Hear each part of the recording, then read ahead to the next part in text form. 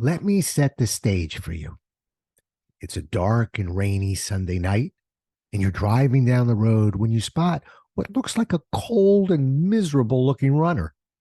You think to yourself, why in the world would that person pick a day like today to run? Let's have ourselves a pocket sized pep talk because, well, I've been that runner, and there's a lot more to that picture than you might imagine.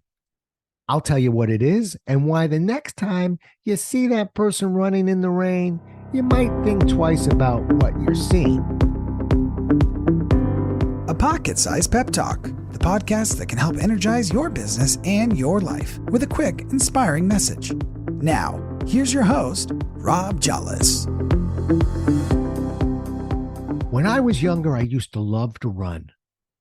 I started by running 10-kilometer races, then graduated to 10-milers, moved on to half marathons, and before I knew it, I was running marathons. People would ask me, what's it like training for a marathon? I'd always have the same answer. You have to be willing to do some running in the rain. I'd smile to myself because I knew most people had no idea what I was talking about. For me, running in the rain has always been a metaphor for something much greater. To help you understand where I'm coming from, let me tell you how a person typically trains for a marathon. A race of 26.2 miles is not something to be taken lightly.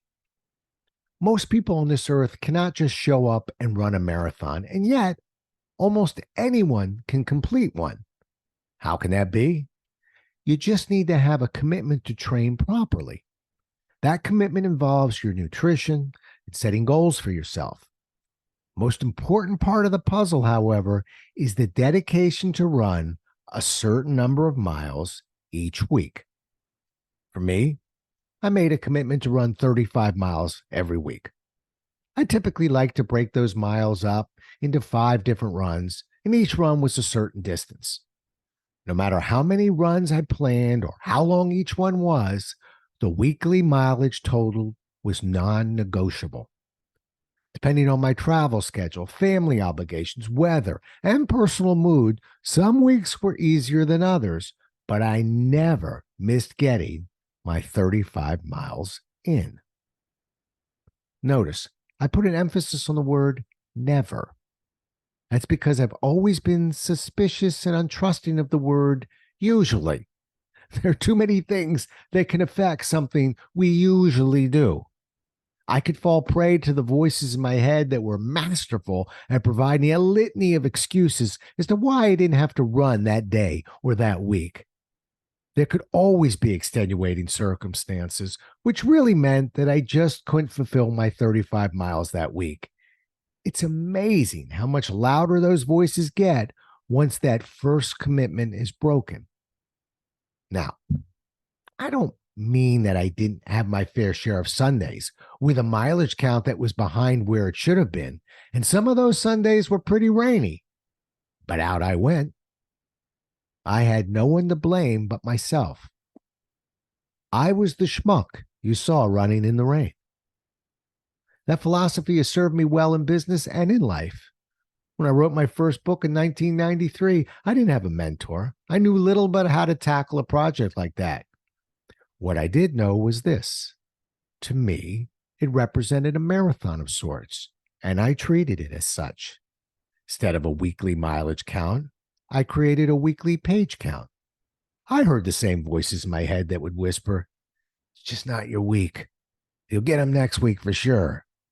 Only now, those voices are only whispers because they know I won't listen. It also served many others that I mentor, including friends and business associates, many of them very busy with very busy, challenging lives. And yet, they stuck to their commitments. And I know it because I'd get some emails that came to me from Sunday nights at 3 or 4 in the morning. See, they were doing a little bit of running in the rain on those Sunday nights. You don't have to be training for a marathon or writing a book to connect with this message. We all set goals. Some are immediate, some are long-term. It's those long-term goals that require those short-term commitments. Sometimes we may hit some cold and rainy Sunday nights, but we still have to lace up those shoes and run. The next time you pass by a schmuck running in the rain, perhaps you'll see something else. If you take a real close look as you go by, you may see what I see. Someone with a sense of pride, along with a wry smile that says, "Next week, I'm going to run in the sun."